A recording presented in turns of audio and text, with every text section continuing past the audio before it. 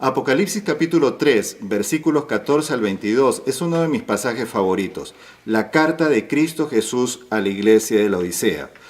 Muchos cristianos creemos de que las 7 primeras cartas del libro de Apocalipsis son iguales a 7 periodos proféticos en la historia de la iglesia cristiana, desde que Cristo Jesús asciende a los cielos hasta que vuelve por segunda vez.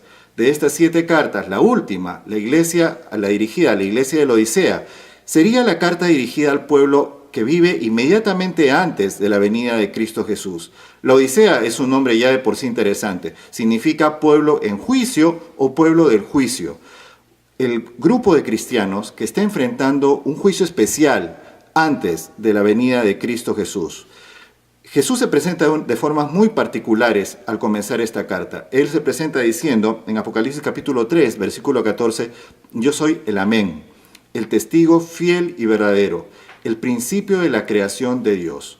Un pueblo que está pasando por un juicio y Cristo Jesús tratando de darle confianza a este pueblo diciendo yo soy el Amén, yo soy el sí. Yo no he venido para decirte no. Yo estoy a punto de venir y te digo que sí. La salvación es posible, ser un cristiano victorioso es posible, muchas cosas son posibles porque Dios es un Dios del sí. En medio de este juicio, Jesús se presenta diciendo, yo soy el testigo fiel y verdadero.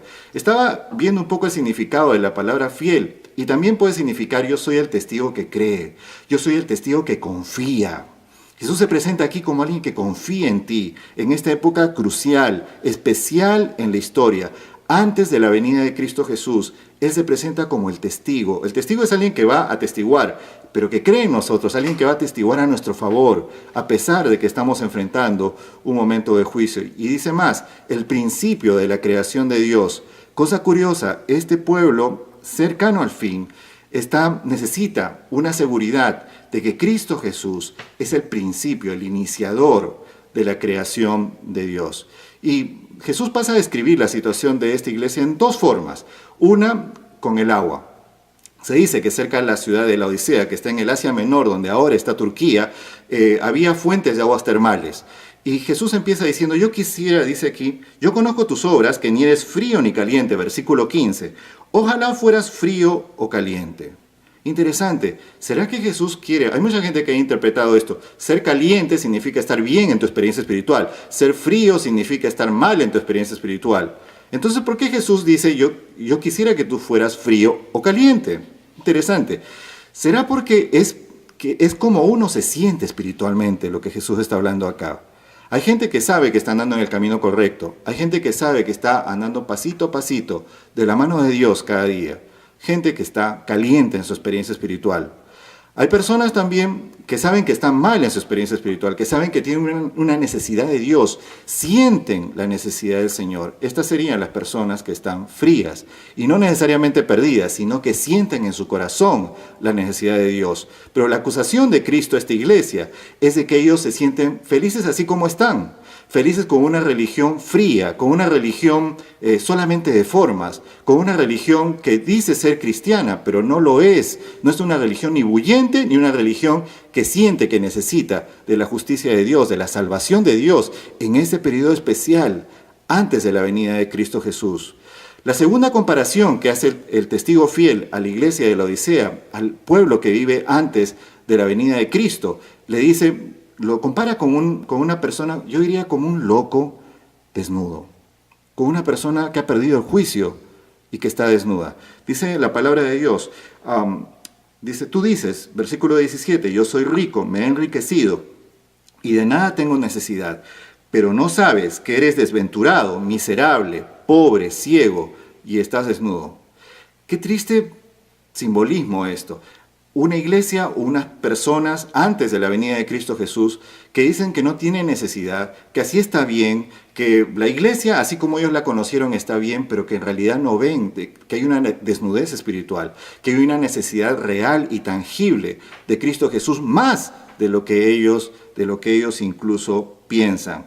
Jesús da un consejo muy interesante. Le dice, yo te aconsejo, se presenta como un mercader, ofreciendo soluciones, ofreciendo, como un médico también, ofreciendo curar, a una iglesia que está enferma, a personas que necesitan desesperadamente de algo que solamente Él tiene. Jesús empieza diciendo en el versículo 18, yo te aconsejo que compres de mí oro refinado en el fuego para que seas rico y vestiduras blancas para vestirse, para que no se descubra la vergüenza de tu desnudez, y unge tus ojos con colirio para que veas. Tres soluciones, tres cosas que Jesús ofrece a la iglesia.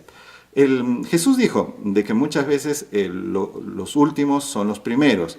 La forma judía de interpretar las cosas es a veces poner lo primero al final. Si tomamos estos tres elementos del final para adelante, nosotros vemos como un orden que quiero dejar contigo, que es el orden de Cristo Jesús para nuestra salvación.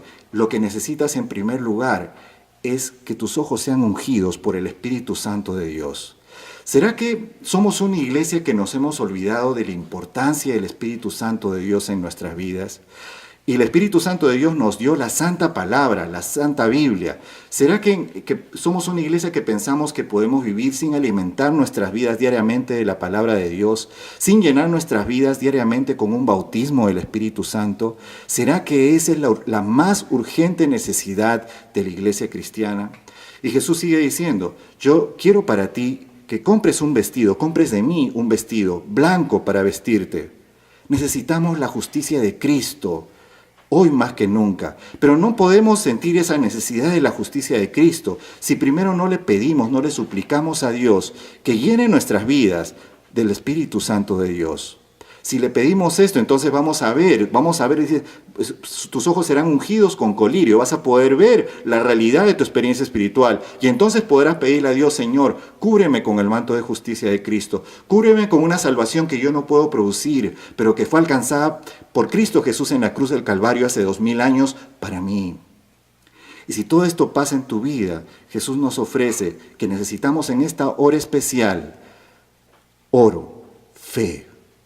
Si tú cada día le pides a Dios la unción de su Espíritu Santo, le pides por esta comunión con Él, que cubra tu vida con el manto de justicia de Cristo, esto va a darle a tu vida fe en esta época de juicio, en esta época difícil, en esta época final.